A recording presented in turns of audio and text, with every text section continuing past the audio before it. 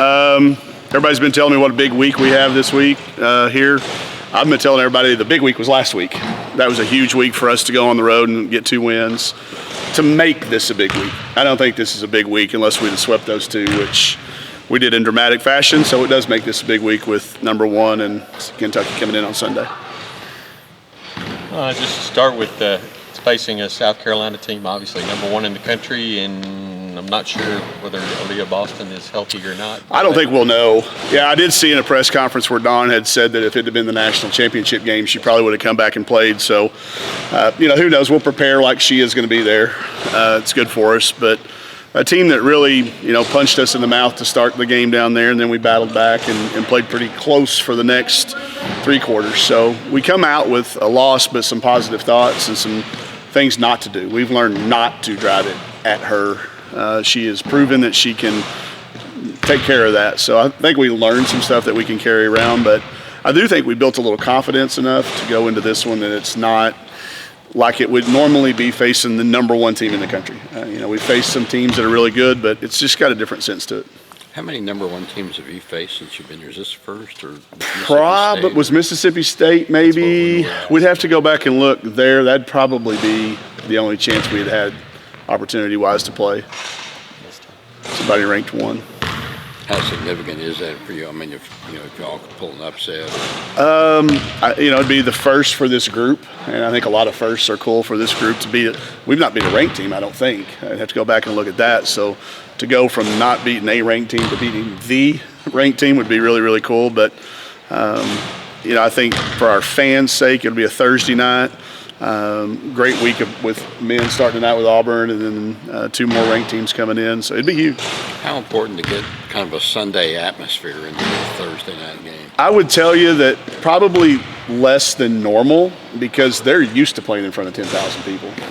They play in front of 10, 13,000 all the time. So it doesn't have as much impact. It's important for our kids to have a good atmosphere, but it doesn't have to be that massive one. That's kind of why we've put so much emphasis on Sunday's crowd.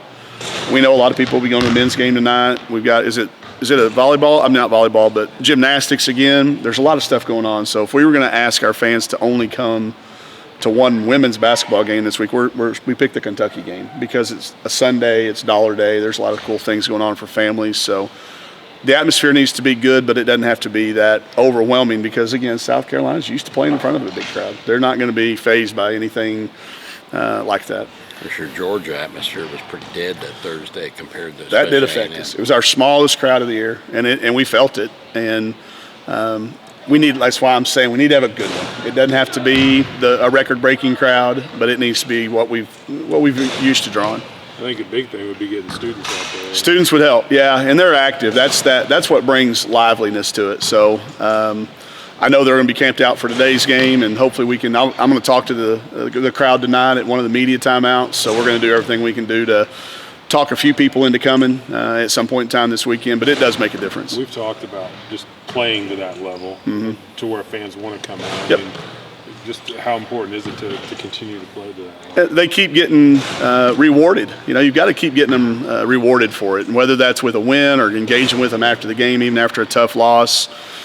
We've got to make it important for them to come back and experience it live. It's cool to watch it on TV, but you've got to make that live experience something different. We do it, with trying to sign autographs and take pictures and be out there after the game, and then hopefully the style of play. It's going to be good basketball. We're, hopefully not going to turn it over very many times, and then a chance to see the number 1 team in the country. I think that's going to draw a few people out that want to see what that looks like. How important is it to have all your bullets working? Yeah, this is not one of those games where you can look down and pick out somebody that didn't do something. We've got to have all of them to beat the number 1 team, and we've got to be, you're not going to ever stop them. You just can't hope to do that. If you go in hoping to do that, you've demoralized yourself. We got to pick and choose some things and hope things go our way a little bit. Maybe you get a break. Maybe Aaliyah Boston is, sorer than what she had been, and they don't feel like this is the national championship game, and they beat us at their place, those types of things. You got to have them at their, maybe their B game or B plus game, but we need ours to be A plus for sure. What about Sunday? Sunday's win, you're down, 13 with 5.5 to go.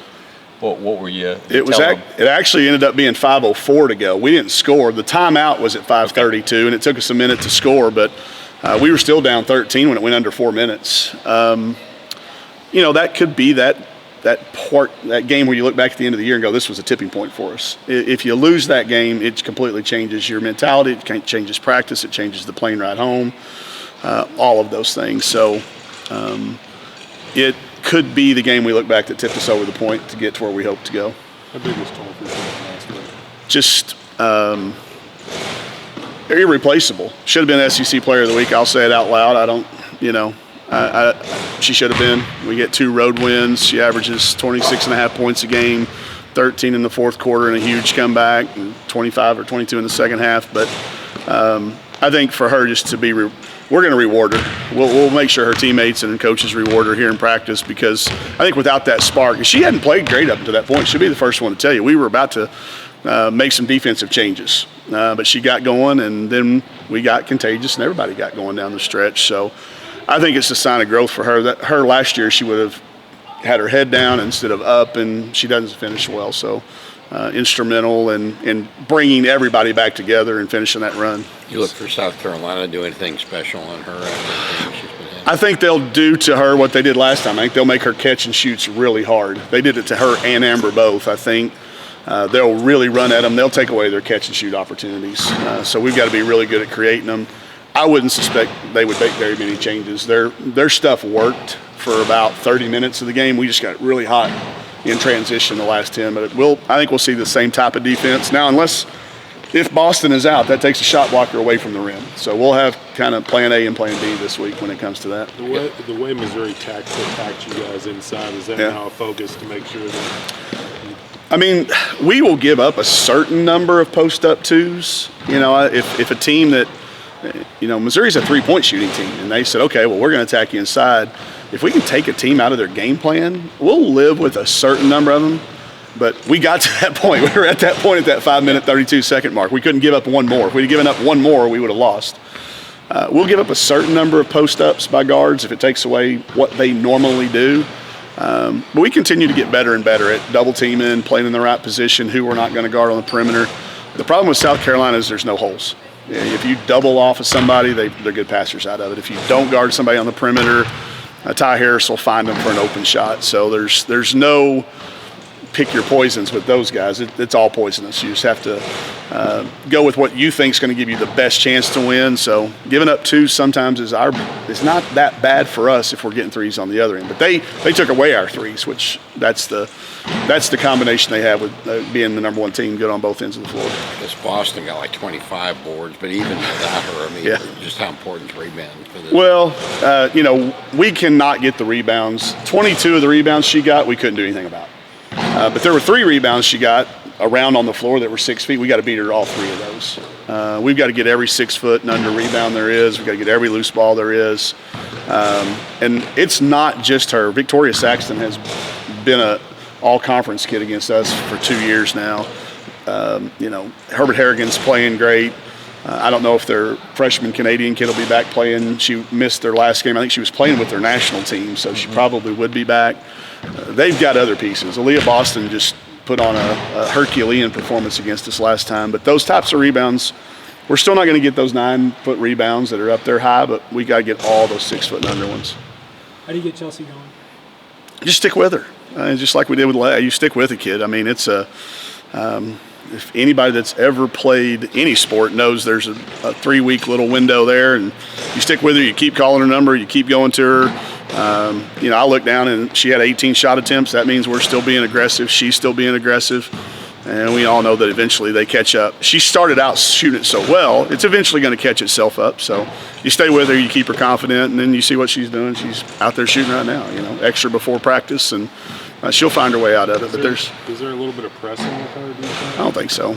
I mean, y'all could talk to her about it. I don't think so. I think if y'all would have been on that bench, if a kid that was pressing and was upset about it, she wouldn't have been high-fiving. And she was celebrating more than anybody we had. And that's another sign of maturity. That's a kid who wanted to win that game so badly I would have agreed, maybe so. I would have, but not the way she was reacting. She was happy for everybody. She was looking for people. She was mad when she missed an open amber at one point in time. My bads. So that's why there's no concern whatsoever from any of us. When you look at the halfway point now, you kind of jumbled up there in that 4 spot. Just how critical is? I know this week's tough with who you're facing, but as you start the second half. Well, the rest of February. I mean, these next 7 games. Our next 7 games are going to be, 5 of those teams are ranked. 5 of the teams are ahead of us in the polls. 2 of them are below us. We're sitting on 6 wins. I'm getting ready to tell the team in just a minute. It was February 24th last year before we got to 6 wins. So you've got to keep that same approach going. That's what made last week so huge. You roll into this week and knowing you've got an opportunity to do nothing but move up. You start knocking off the number 1 team or the number 15 team or all these ranked teams we're going to see. Now you see yourself rising in the RPI dramatically, 8-10 points at a time instead of 1 or 2 points. So this is the time of the year too we draw back from last year. This is where we started losing 8 of our last 9. So we were 5-2 I think last year, and then lost 8 of our last 9. So you keep talking about that. We remember how that felt, remember how hard it was, and not to let those things happen to you again. That's why we talk about them as they're happening, so we can talk about them to learn from them. But I think if we again start focusing on outcomes of games rather than how we're approaching it, that's when you start to let stuff slip in, doubt slip in, pressure slip in, and this team's been really good at not doing that. Several teams around the SEC with injuries right now. Including Howard at Kentucky. I mean, just kind of talk to that a little bit. You hate to see it for our league, especially late in the year, because I do think that could affect the committee's talk in the room as to the quality of the league. And we're all hoping for the most possible at-large bids we can get, because that's what makes this league survivable. Knowing that you don't have to be 1, 2, or 3, you can get in if you're the 6th or 7th team. So I hope that all those kids' injuries are healing. Some of them do look to be season-ending, and we care about our kids in our league. We just don't want to see it ever happen. But you show up and play the team that shows up. So if Ryan Howard dresses out on Sunday, Aaliyah Boston dresses out, if Ayanna Mitchell's back, if Kennedy Carter comes back, for those guys, you play the team that shows up. And I hope that for our league's sake that some of those kids either come back or the teams have enough time to figure out how to play without them. This isn't happening the last week of the season. We're still got 3.5 weeks of this thing. So even if a kid has happened to be out for the year, the team will have time to adapt and adjust and hopefully can allow our at-large bids to be where we hope they would be. All good? All right. Thank you all.